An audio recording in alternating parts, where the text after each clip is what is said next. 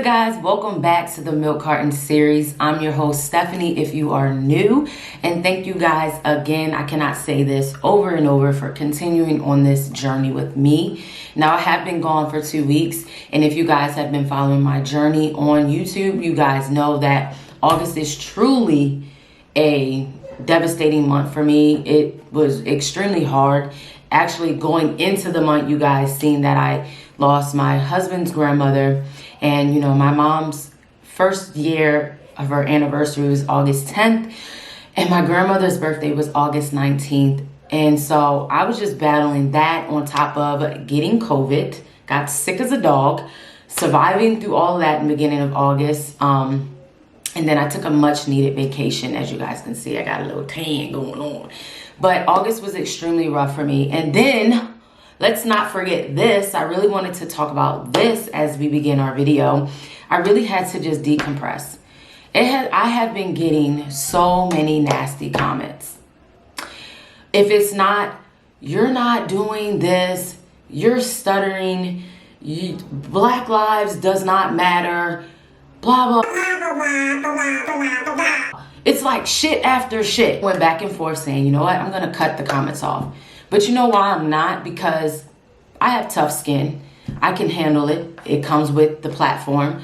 But what I'm not going to stand for is the racism. I'm not going to stand for the disrespect. I'm just going to automatically block and delete your comment because it's really getting to the point where, as a Black woman, it's hurtful. You know, I have to wake up every day and look at the news of a Black person being shot and killed.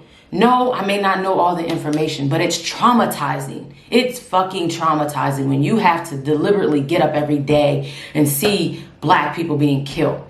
And then you have people comment, oh, well, they deserve this. No one deserves to die because the color of their skin. If white people, Asians, Latinos were dying at this amount of time frame, I would still feel the same way. Shit, I still feel the same way when I cover stories and some people are killed in a brutal manner. And I'm just like, they deserve the death penalty. They deserve to die and rot in jail. You know, right is right, wrong is wrong. And I just really had to get that out there because between my own personal stuff and the nasty comments that I have been receiving, like one person said, oh, you're stuttering. How?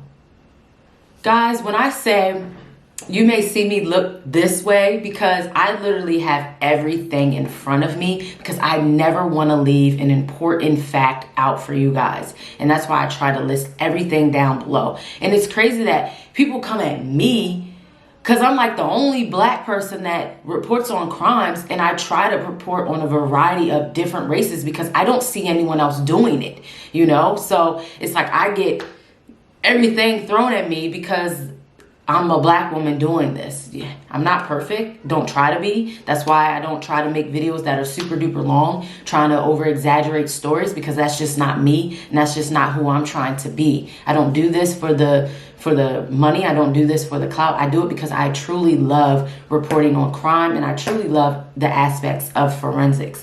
That is just me, the bottom line, if you have been following me.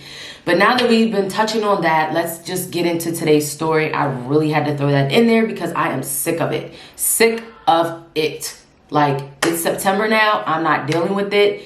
2020 has been a trying year, and I'm just not putting up with the shit. So if you don't see your comment anymore, it's because you're disrespectful as fuck, and I'm not tolerating it. I'm not one of these YouTubers where you think you can comment what the hell you want to comment to me. It's not happening. It's just not, because I don't give a flying fuck about what you got to say that is just negative. If it's negative and nasty, if you're commenting on a story, you're giving your opinion, cool beans. But the moment you decide to be disrespectful about anybody's race, I'm deleting your fucking comment. Like, that's just that.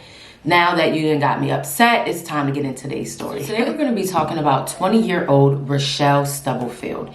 Now, Rochelle went missing back in 2015, and as I was looking at her story struck me out because she was about 8.5 months pregnant when she went missing. And as I was reading in a variety of like articles, Reddit or whatever, they were basically saying how law enforcement did not search for her because she went missing while she was in college. She was on a scholarship for running track. And when she went missing in November of 2015, police identified her as just a runaway because she was a 20-year-old woman who was 8.5 months pregnant. But I wouldn't have thought that an 8.5 months pregnant woman would just run away. I mean, of course, she may leave college, maybe to go back home, but to naturally assume that she would just run away, I do not believe that. Rochelle was a member of the track team at Comet College. Rochelle was studying criminal justice and wanted to be a police officer before her disappearance. Rochelle was going to college in Indiana, right? But what is beyond me is that, so Deron Fuller, who was 25, he was basically dating 20-year-old Rochelle. Rochelle, again, was 8.5 months pregnant. And she was living in Indiana at the time because she was going to college, right? So when Rochelle disappeared in November of 2015, it stated that he told law enforcement that Rochelle had talks of going to Atlanta. And he also denied any reports of being the unborn child's father or her boyfriend at the time of her disappearance in 2015. Days after Rochelle's disappearance, two of Deron's friends or cousins, because it says friends or cousins, basically said that they believed he had something to do with the disappearance of Rochelle. They basically told law enforcement that Deron did not want to be on child support. He basically didn't want to take care of this child at all. So he stabbed Rochelle in the temple, and that he also choked her as well. This is what his friends / cousins told law enforcement. They also stated that Deron buried her body near an elementary school in Gary, Indiana, and that he had left her vehicle near the Dory Miller housing in the same, vicinity. What was crazy is law enforcement did find Rochelle's car, but they found it on like the 1800 block of Martin Luther King Boulevard, which is near that Dory housing complex. And her eyeglasses were found, but they were broken, and her sneakers as well near this vicinity. Enforcement did do 2 searches around the elementary school in the housing complex, and dogs did pick up a scent, but they did this back in August 2016 and January 2017. Possible remains were found, but they never really found her body at all.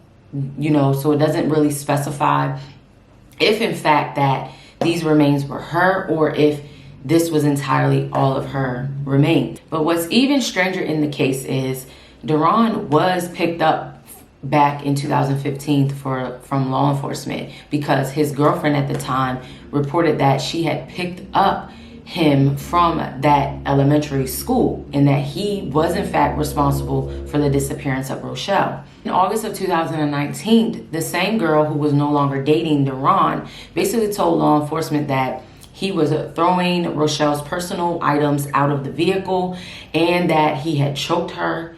And who would have known this information but the person that had any conversation with him? Told this information for immunity for basically telling on Deron. So that way they wouldn't come after her because she was in fact in the car when she picked him up from the elementary school and he began to throw out all of her belongings, Rochelle's belongings and stuff of that. And like I said previously, 2 of his friends / cousins basically said that he choked Rochelle and stabbed her in the temple because he did not want to pay child support. I was reading on one of the articles, like people were commenting under it saying how Rochelle's case did not get any news attention because they had pinpointed her just as a runaway, an 8.5-month pregnant woman running away who was going to college. And that's what's the baffling part about it. It's like you have a girl who was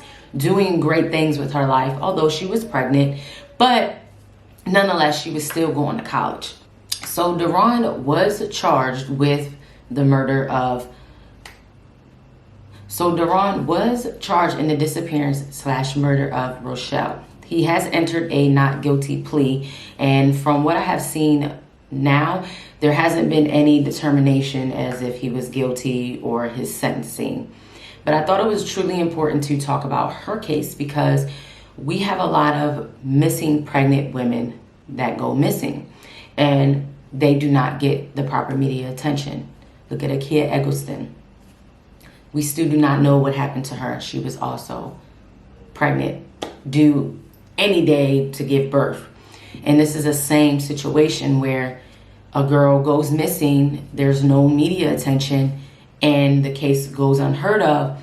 But then you have someone who was already in custody, but because he didn't want to go, he didn't want to cooperate, you let him go, and then turns out years later, with witnesses stating that he killed her, now he's, charged. I understand police have to do everything that they can possibly do, to build a solid case. But sometimes it's like, it just makes you wonder, like, what's holding back on these cases. Police have yet to determine a possible motive, but looking at it, clearly he didn't want to be a father.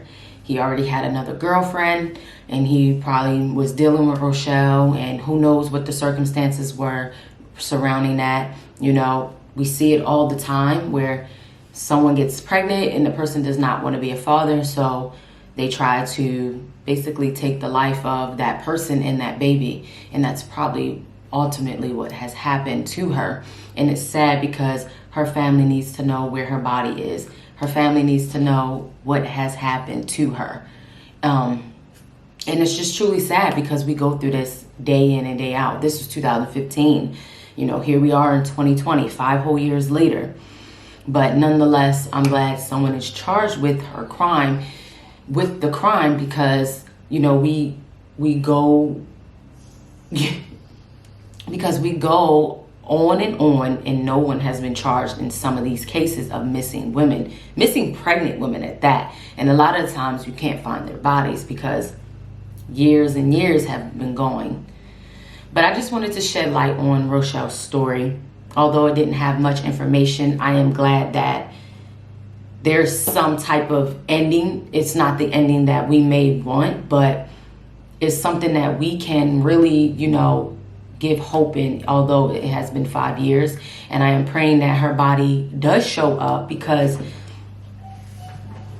no one deserves to live like that, to wonder where their child is. And she had picked out a name for her son and everything. She was due in December, and I think that's, as a parent, that's the most heartless thing that you can do to someone, because you don't want to be a father, or you don't want to be on child support. What? That's just mind-boggling, the reasons why you don't want to be a father, you don't want to be a parent. You could have just left her alone if that was the case. You don't have to be, this is the thing, you don't have to be involved. And if she wants to put you on child support, that's her right to do so. If you don't want to be involved, you should help with this kid. But that is today's story, guys. I have some great things in the works for us. I'm trying to come out with my new series. It has been pushed back, of course, because of COVID. But now that states are starting to ease up, I'm trying to get this thing rolling. Make sure you guys stay as healthy as possible. When I got COVID, I did not have a fever. I just felt really weak. I lost my sense and my smell. It was the worst 2 weeks of my entire life.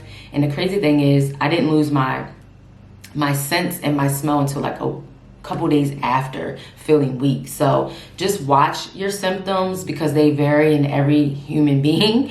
And just social distance, because I don't even know where I got mine from, but I didn't have a fever.